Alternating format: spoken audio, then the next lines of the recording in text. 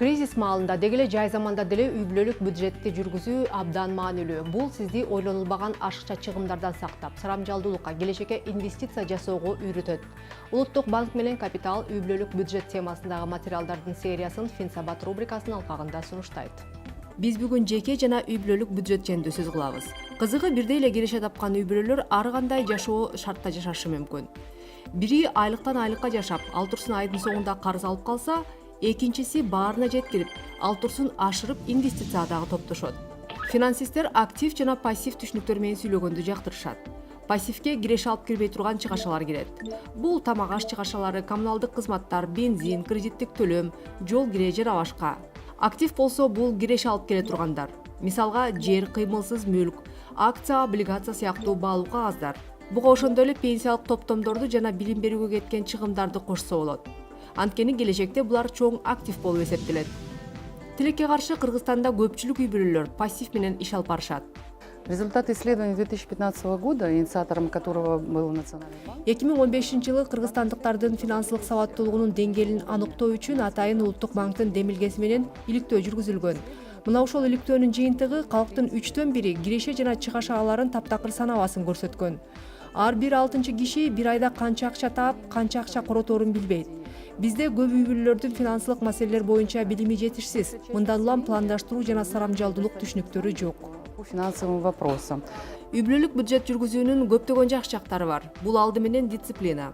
Графалардагы сандарды көрүп, көптөгөн импульсивдүү сатып алуудан баш тартып, пландалган нерселерди алууга умтулабыз. Ал эми мындай пландаштыруу карызга чөгүп кетүүдөн сактайт. Баарыбыз билгендей, карызга чөгүп кетүү оңой эле. Келечекке деп каражат бөлүү сарамжалдуулукка дагы үйрөтөт.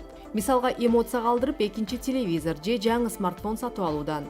Сиз жөн гана топтой бербестен ал акчаны инвестиция кылышыңыз зарыл. Инвестиция кылганда Кыргызстанда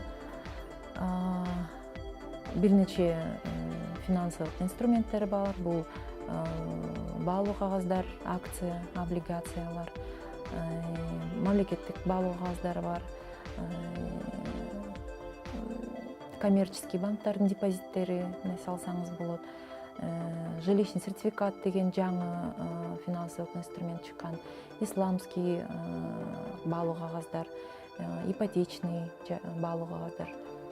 Ошол инструменттерге салып, стратегиялык чыгашууларга батыраак жетишин. Эксперттердин айтуусунда акчага туура эмес мамиле кылуу эки типте болушу мүмкүн. Биринчиси акча каражаттын баркын билбөө же алардын жашоонун мааниси катары көрүү. Экөө тең киреше алып келбейт. Анткени акча каражаттарына туура мамиле кылуу өтө маанилүү болуп саналат. Туура мамиле албетте көп нерсени камтыйт. Ал эми акчага туура мамиле кылуунун башаты бул каражаттарды саноодон башталат. Көпчүлүк үчүн бул кызыксыз жана майда иш болуп көрүнүшү мүмкүн. Бирок максат жана мотивация болсо бул оңой эле дешет үй бүлөлүк бюджетти жүргүзгөндөр. Вначале это достаточно сложно вести свой бюджет, то есть записывать все свои расходы. Башында бул абдан оор, анткени ар бир тыйынга чейин жазышың керек болот. Бирок айдын аягында киреше чыгашаларыңды анализдөөгө келгенде канча акчаны жөн эле дайынсыз, керексиз нерселерге коротконуңду түшүнөсүң.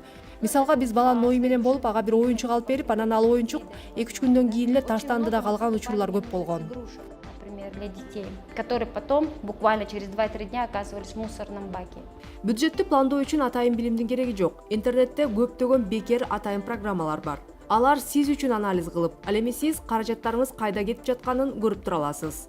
Алар туурасында Финсабаттын кийинки чыгарылышында кенен айтып беребиз.